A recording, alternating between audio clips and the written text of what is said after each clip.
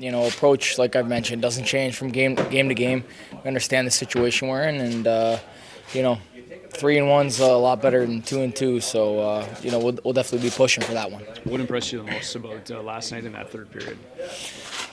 Just staying on it. I think I don't even know if there was a shift or two that we took off, and just continued to kind of escalate and apply the pressure. And we kind of saw obviously the game change and the momentum change, and you could tell we wore them out a little bit in the third period. So that's what we got to do. I mean, it's tough to do for a full 60. I know it's cliche to say you want to do that, but oftentimes there's going to be momentum swings, especially on the road.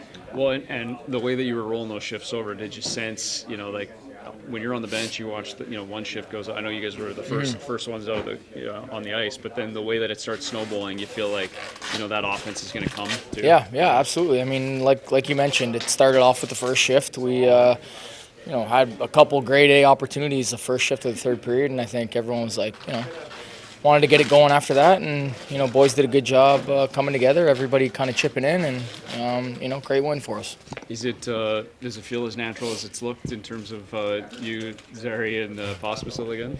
I think so. I mean, we've have experience playing together before, sure. and the young kids listen, which I like. So. They know where to go, and no, they're great players. Their instincts and their reactions their reads are good, and I think we just we all know what each other are doing out there and what our responsibilities and roles are, and that helps contribute to a solid line.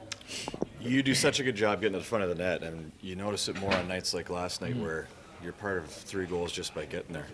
When did you decide that was going to be part of the makeup of your game? Yeah, I mean, I've always been doing that. Yeah. It's I'm not wanting to really shy away from those greasy, dirty areas, and if you want to score goals, I think you got to go to the place where most goals are scored. So whether it's putting them in yourself or applying some screens or whatever the case is. I mean, obviously there's great goaltenders. We knew Markey was one of them, and that was certainly a game plan to try to get in front of him and disrupt his crease a little bit. You find that in those types of games where it kind of hinges on the next one maybe starting to roll, that it can be a greasy goal at times? Yeah. I mean, I think that's that's always the mentality. You always want to maybe go tic-tac-toe and pass it in the back of the net and make the highlight film, but a lot of times, and especially games like this coming down the stretch, they're going to have to be like that. Guys are going to have to get to the net. It's going to be screens, flash screens, tips, rebounds, things like that. And, we saw a couple of him just not being able to track the puck because guys were in front.